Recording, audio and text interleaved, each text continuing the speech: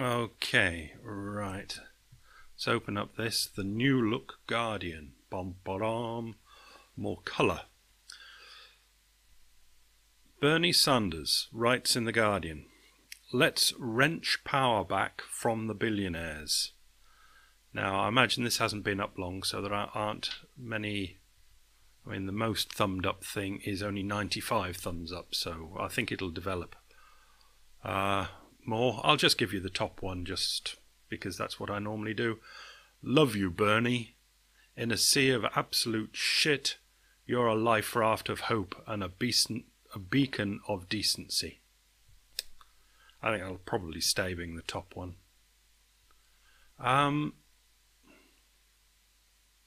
I will read this one, which is one of the, I think is the next top one up. "Americans were taught during the Cold War that socialism is a gateway to godless communism, and they never got over that. Since most never travel abroad and were easily brainwashed that people in socialist countries were dying in the streets of hunger and disease or are otherwise taxed to death, which is pretty droll since most Yanks pay more taxes than those in socialist countries and get damn little for it." The top bit's fair enough. Americans don't pay much tax compared to even non-socialist European countries. Americans are very lowly taxed compared to other countries in the world. But there is something to that. Americans were taught during the Cold War that socialism is a gateway to godless communism. Right, was there anything I really wanted to get to here? There was one. Excellent article, Mr. Saunders, and the fight back. Yeah. Excellent article, Mr. Saunders, and the fight back is already underway. So I'm going to read the reply to that. Yeah, I will, so I can get my head together and try and remember what I was going to talk about. "The fight back is underway." Is it? Certainly not in the US, with the Democrats running around with seemingly less direction than a headless chicken.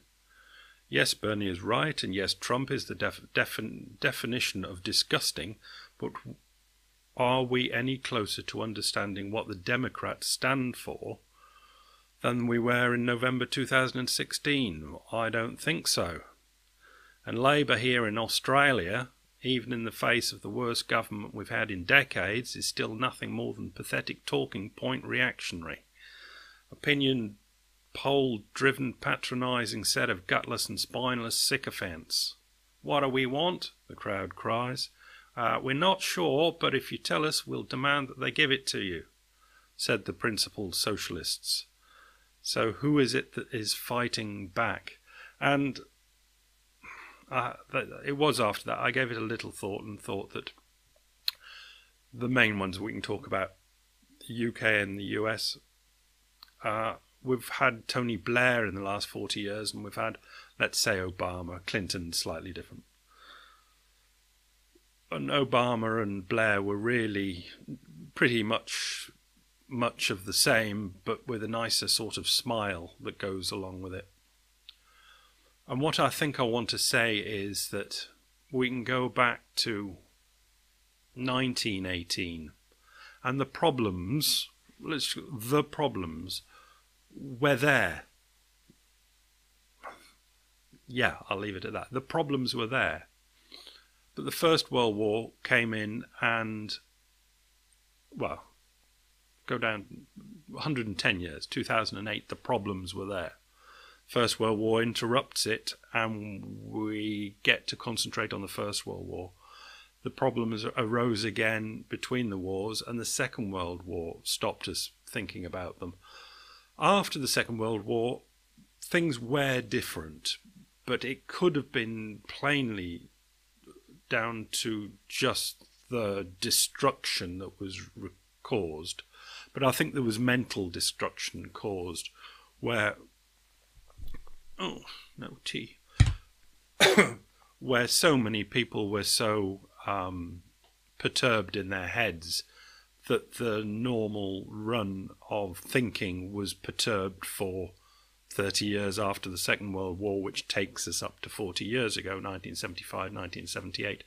And we've seen it arise again. And what I think it is people, basically. This whole article by Sanders is entitled, let's wrench power back from the billionaires, and it's just something to say as far as I can see.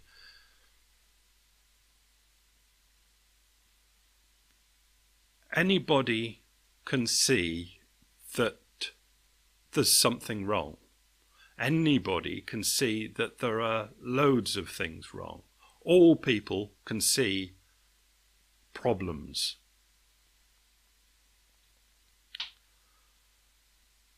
What I think I'm saying here in this slightly different video is, as long as you've got humans, and you can even put in brackets living together in close proximities, you're going to have problems.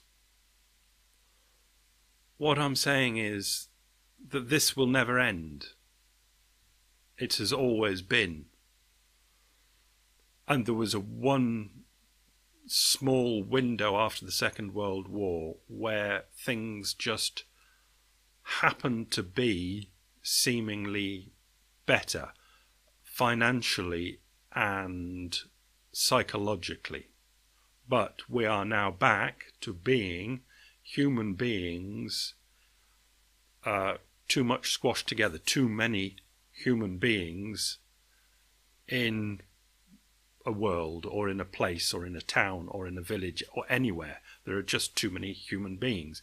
You cannot manage human beings. Human beings are the proverbial cats that cannot be herded. You can't do it.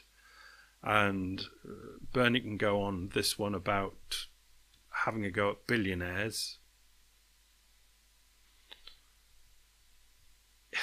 It's just something to say, basically, and it's one of the. It's just a poster child. It's an example of why the left can't come up with, like the Australians can't come up with the policies to cohere, to glue together the people against the right-wing people, is because there is no answer, basically. There is the answer is kill all the people. Not all the people, but kill most of the people. And then there would be a chance for a while when the people were getting their shit back together that things would perhaps run not badly. But as long as we've got this... and I don't want to leave you with the impression that I'm against 6 billion people being on the planet. I think it'd be a similar sort of problem with 1 billion people on the planet.